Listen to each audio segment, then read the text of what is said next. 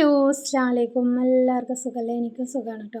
അപ്പോൾ നമുക്ക് ഇന്ന് അടിപൊളിയായിട്ടൊരു മോര് കറി തയ്യാറാക്കി എടുത്താലോ? നല്ല ചൂടൊക്കെയാണല്ലോ. അപ്പോൾ ഹെൽത്തിന് മോര് കറി കഴിച്ചാൽ കുറച്ച് ഹെൽത്തൊക്കെ ഓക്കെ ആവും കേട്ടോ. അതിനായിട്ട് നമുക്കൊന്ന് മോര് കറി തയ്യാറാക്കാം. അപ്പോൾ ആദ്യം തന്നെ ഒരു ചെറിയൊരു പീസ് ഞാൻ കുമ്പളങ്ങ എടുത്തിട്ടുണ്ട് കേട്ടോ. നമുക്ക് വേണമെങ്കിൽ ഇതിൽ പച്ചക്കായ ഇട്ട് കൊടുക്കാം, അതുപോലെ തന്നെ കുക്കുംബർ ഇടാം, അതുപോലെ തന്നെ ചേന ഇട്ട് കൊടുക്കാം, അതൊക്കെ ഇട്ട് കൊടുക്കാം കേട്ടോ. ഞാനിപ്പോൾ ഇത് മാത്രമേ എടുത്തിട്ടുള്ളൂ.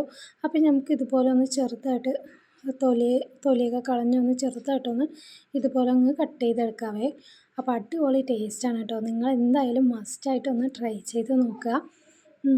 അപ്പോൾ ഇതിനെ ഞാൻ കുമ്പളങ്ങയൊക്കെ കട്ട് ചെയ്തെടുത്തിട്ടുണ്ട്. ഇനി ഒരു പാനിലോട്ട് ഇട്ട് കൊടുക്കാം.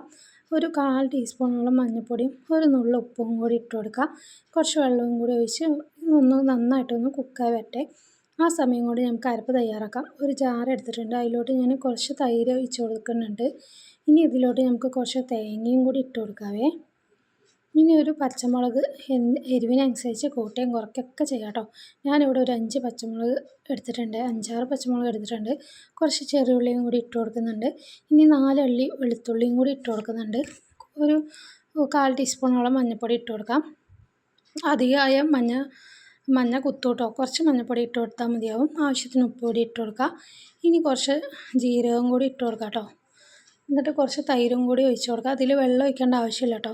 അപ്പോൾ ഇതുപോലെ ഒന്ന് അരച്ചെടുക്കാം, അല്ലെങ്കിൽ 2 ട്രിപ്പായിട്ടും അരച്ചെടുക്കാം കേട്ടോ, ജാറിൻ്റെ വലിപ്പത്തിനനുസരിച്ച്. അപ്പോൾ തന്നെ കുമ്പളങ്ങയൊക്കെ നന്നായിട്ട് കുക്കായി വന്നിട്ടുണ്ട്. ഇനി ഇതിലോട്ട് നമുക്ക് അരപ്പ് ഒഴിച്ച് കൊടുക്കാവേ. അപ്പോൾ ഇതുപോലെ അരപ്പൊന്ന് ഒഴിച്ച് കൊടുക്കാം. ഇനി കുറച്ച് വെള്ളവും കൂടി നമുക്ക് ഒഴിച്ച് കൊടുക്കാം കേട്ടോ. ഇത്ര തിക്കായിട്ട് വേണ്ടല്ലോ, അപ്പോൾ കുറച്ചും കൂടി വെള്ളം ഒഴിച്ച് കൊടുക്കാം. എന്നിട്ട് ഇതുപോലെ നന്നായിട്ടൊന്ന് മിക്സ് ചെയ്ത് കൊടുക്കാം കേട്ടോ. അപ്പോൾ ഉപ്പിൻ്റെ കുറവുണ്ടെങ്കിൽ ഉപ്പിട്ട് കൊടുക്കാം കേട്ടോ.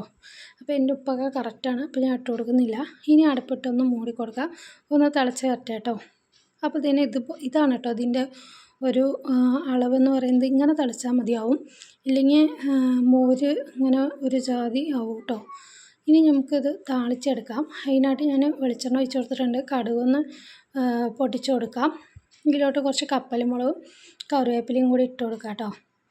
അപ്പോൾ അടിപൊളിയായിട്ടുള്ള മോര് കറി ഇവിടെ തയ്യാറായി വന്നിട്ടുണ്ട്. ഇനി ഇതിലോട്ട് നമുക്ക് താളിപ്പ് ഒഴിച്ച് കൊടുക്കാം. അപ്പോൾ അടിപൊളി ടേസ്റ്റാണ് കേട്ടോ. മസ്റ്റായിട്ട് ട്രൈ ചെയ്ത് നോക്കാം. ചുമ്മാതെ പറയുന്നല്ല, എളുപ്പത്തിൽ തന്നെ നമുക്ക് ഉണ്ടാക്കിയെടുക്കാനായിട്ട് പറ്റും മോര് കറി. നിങ്ങൾ ഇതുപോലെ ഒന്ന് ട്രൈ ചെയ്ത് നോക്കിയിട്ട് എങ്ങനെയുണ്ടെന്ന് പറയാം കേട്ടോ. അപ്പോൾ ഈ വീഡിയോ ഇഷ്ടമായാൽ, അതുപോലെ നമ്മളിടുന്ന വീഡിയോ ഇഷ്ടമായാൽ ലൈക്ക് ചെയ്യുക, കമൻറ്റ് ചെയ്യുക, ഷെയർ ചെയ്യുക, സബ്സ്ക്രൈബ് ചെയ്യുക, ഒന്ന് സപ്പോർട്ട് ചെയ്യുക കേട്ടോ. Thanks for watching.